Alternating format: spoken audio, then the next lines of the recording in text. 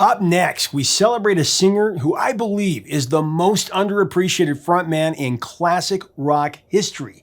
You know, when talking about the greatest male rock singers, we rightfully always hear the same names: Freddie Mercury, Robert Plant, Steve Perry, Roger Daltrey, amongst others. But this phenomenal voice is right up there with them. Including an exclusive interview and his top 5 recorded performances, we celebrate the original voice of one of America's greatest bands on Professor of Rock, brought to you by Zenni Eyewear. Hey music junkies, Professor of Rock always here to celebrate the greatest artists and the greatest songs of all time. If you're crazy about music, you're going to want to subscribe below so you don't miss out on our daily content. Now today, I'm excited to bring you another episode of our show, VOX. Of course, we celebrate a great vocalist from the rock era. You know, someone who's kickstarted our heart, enlightened our souls, and blown our minds with their incredible instrument, and how they gave life to the songs through the power and the passion of their interpretation. In this edition of VOX, we celebrate the indomitable Lou Gramm. Man, the explosive original lead singer and co-lyricist for the legendary classic rock band Foreigner. I mean, to paraphrase a lyric from Foreigner's own song, Urgent, Lou Gramm has fire in his veins. In the late 90s, Lou battled a life-threatening brain tumor that would have killed most people. But Lou fought through it like the rock warrior he is. And he continues performing on stage, making music, and building his family. Before the world discovered Lou Gramm for the incredible vocalist that he is, he was actually not a singer, but a drummer, beating the drums for his grade school marching band in Rochester, New York. He began singing in the choir in that same elementary school, but he was primarily a drummer, even when he formed the band Black Sheep when he was 19 years old.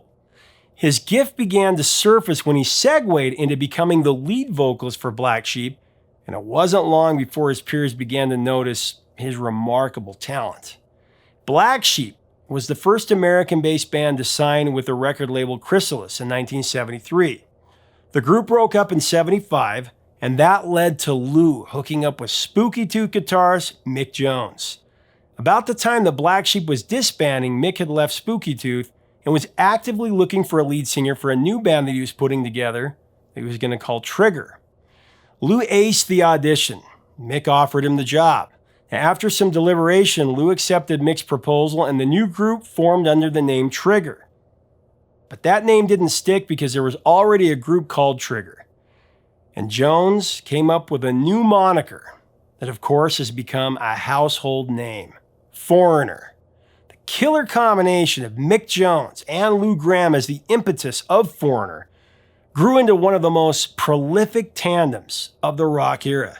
From 1977 to 1995, Mick, Lou, and Foreigner would place 22 songs in the Hot 100. 16 of those went to the top 40, and 9 went to the top 10. But even more important than that, most of these songs are now classic rock standards. It doesn't matter where you live. I mean, you can turn on a classic rock or pop station, and you won't be able to go but a few hours without hearing those royal staples of the Great American Songbook. You know, songs like Feels Like the First Time, Urgent, Cold as Ice, Head Games, Dirty White Boy, Hot Blooded, as well as some of the best ballads ever recorded, in Waiting for a Girl Like You, and of course the incomparable I Want to Know What Love Is, which we'll soon cover.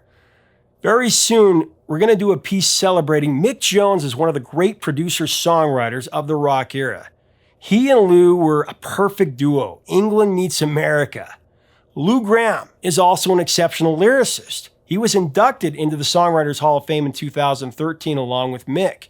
He co-wrote a number of hits and depth tracks with Foreigner, and he composed some great songs away from Foreigner, particularly on his first solo album, Ready or Not, in 1987. That included Midnight Blue, a number 5 smash on the Billboard Hot 100, and it also topped the US rock chart. For any music snob that couldn't possibly open their mind to Lou Gramm, R.E.M. covered this song a lot of times.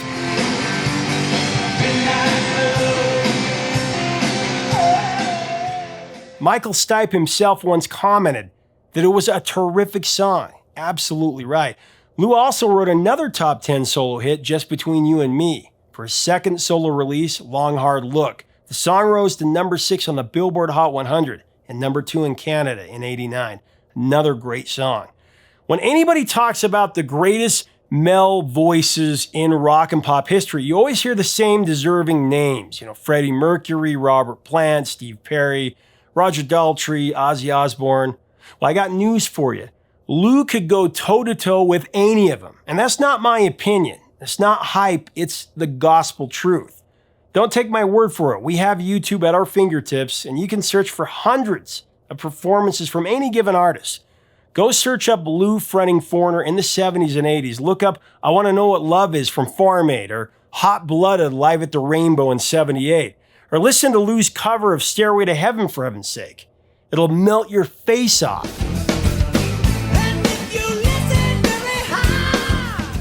What I love about bands like Foreigner and Boston, Journey, Toto, is that with them, it was all about the music. It wasn't about a light show or a fancy outfit or a movement. It was about plugging in, walking up to that mic, and letting it rip. Leaving it all out on the stage. Lou with his curly hair, sleeveless white shirts and jeans, you weren't ever going to see him bust out the platform shoes or a glitter jumpsuit. The glam and the glitter was in the voice. Lou was a master of dynamics. He was one of those rare singers that could start you off with just a subtle, soulful vocal in a lower register in the verse, and in a few seconds blast you to the top of Mount Everest. Jukebox Hero is a perfect example of this. In the first verse, his voice is lower, creating a cinematic and atmospheric energy.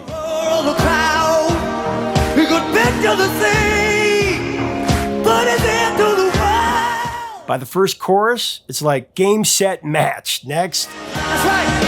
A Jukebox Hero.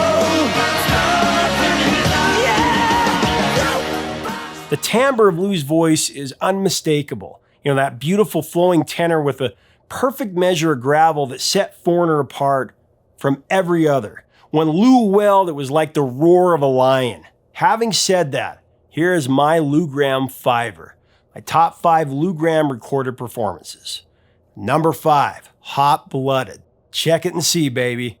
The scorching rock staple authored by Lou and Mick Jones from Foreigner's second album, Double Vision. Lou's vocal on Hot Blooded exudes the carnally charged lyrics with needle-bending testosterone. Check it and see. Got a flavor of 103. Come on, baby. Do any of you remember hearing your parents singing, "Well, I'm hot-blooded, check it and see. I got a fever of 103," because I remember my dad singing that. It's just a surreal memory. Hot Blooded was provocative, especially for 1978, but despite its carnal content, it went all the way to number 3 on the Billboard Hot 100 and number 3 in Canada. This song was so scorching that a funny thing happened during the recording of it. In a recent interview with Mick Jones, here's what he told me about it. I just needed to put a guitar solo on there.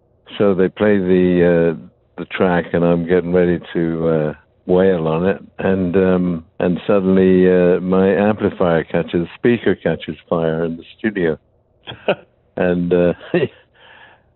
talk about apt for the. No kidding, so hot-blooded that it caught fire. It did, yeah. I'd never had that happen to me either. It was just a freaky thing. The actual speaker, and then it burned the whole frame of it and everything. It was wow. But I got the solo. Number 4, Waiting for a Girl Like You. Lou Supreme Bruvera made this one of the best power ballads of the rock era. Waiting for a Girl Like You was the second single from the album Foreigner 4, which was the band's opus and, in my opinion, one of the greatest records of the 1980s. It was co-written by Lou with Mick. The song was a bit of a departure from Foreigner's heavy guitar-oriented sound, but Lou gave us a performance that was so perfect, it had to be predestined. The chorus was just haunting. I've been waiting for a girl like you. Waiting for a Girl Like You set a record for holding the number 2 slot on the Billboard Hot 100 for 10 consecutive weeks, from November 28, 1981 to January 30th, 1982. It was denied the number 1 position by Olivia Newton-John's Steamroller Physical and Daryl Hall and John Oates' classic I Can't Go For That, No Can Do, which we just covered. An interesting factoid about Waiting for a Girl Like You is that the artist that played the synthesizer in the recording of the song was Thomas Dolby. several years before he had his breakout success with She Blinded Me with Science. I recently, of course, did an interview with Mick Jones. Here's what he said about the song. It was number 2 for a record-setting 10 weeks. As a song that ran into like the perfect storm with physical Olivia Newton-John. That actually was one of the biggest songs of the 80s period. You were probably watching the charts a little bit, probably. That point. Every week. Yeah, every week. But such a major departure for the band. You know, after so many straight-ahead rockers, I mean, you came up with this very deep and atmospheric love song. What inspired the lyrics? Because that came from a deep place. Well, I can't really put my finger on it. I thought my wife at the time was pregnant, and I felt, this just sort of just came to me from nowhere in a way, and it had a real hold on me emotionally. I actually couldn't be in the room when we were recording it. If we were playing it back, I had to leave the room. I just kept, breaking down and crying. It was that strong. I thought I was going to have a baby girl, but it turned out to be a son. God bless him. It was an example of, picking things out of the air when they're floating by, if you're in that mood and in that frame of mind. And this one I got hold of, and very, came from somewhere very special. Still has an emotional effect on me. Number 3, Feels Like the First Time. The first single from Foreigner's self-titled debut album, which climbed to number 4 on the Billboard Hot 100 in 1977.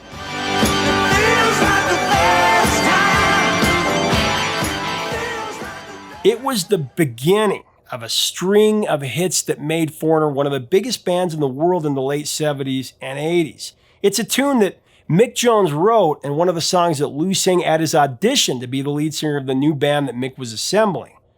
After only looking at the lyric sheet for a few minutes and listening to Mick play the melody, Lou nailed the song at the audition, of course, and he won the gig to be the lead singer and frontman of the group that became Foreigner. The highlight of the song for me is Lou's vocal in the bridge when he sings the lyric, "Feels like the first time, like it never will again, never again." Like it never will again, never again. Number 2, Jukebox Hero. My favorite anthemic rocker from Foreigner. You can really feel the conviction in Lou's vocal on Jukebox Hero. He's not just singing the lyrics, he is living the song. When you listen to Jukebox Hero, you're so spellbound by the driving melody of Mick's guitar riffs and the punctuation of Lou's passionate vocal that you become the protagonist in a 4-minute, 19-second rock drama.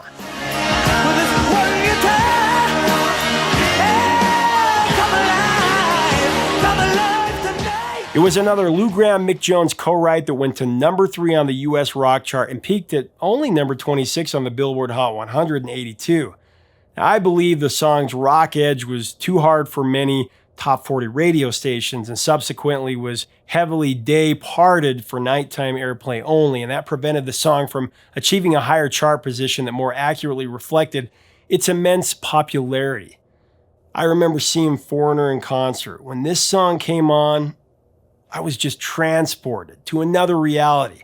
The song doesn't just tell the story of a rock star, it tells the story of us as listeners. Hearing that one guitar that made our whole life change, from Lou's lips to our hearts. Number 1, from the 1984 album Agent Provocateur, I Want to Know What Love Is. Lou Gramm's finest hour. And Lou's performance of I Want to Know What Love Is, he shows why he is in an elite league of vocalists. Lou delivers a brilliant use of legato phrasing to tell a musical story of a man craving to experience true love. There are awesome transitions in this number 1 knockout punch with Lou's vocal going from a contemplative tone in a lower register to him belting out a pleading cry in an upper register that comes deeply from the diaphragm. I wanna know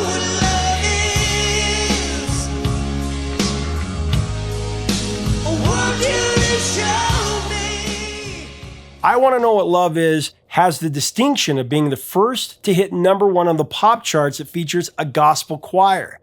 The song's climax is Lou Gramm's soulful and commanding lead, accentuating the backing vocals of the New Jersey mass choir, and really, that large choir barely keeps up with him. The everlasting spirituality of I Want to Know What Love Is influenced two of music's biggest superstars, Michael Jackson's incorporation of a gospel choir in 1988 for Man in the Mirror, MJ's 10th #1 single, and Madonna enlisted a gospel choir for the following year in '89 for her #1 song, Like a Prayer. Really, the Rock and Roll Hall of Fame should be ashamed that they haven't inducted this overqualified band.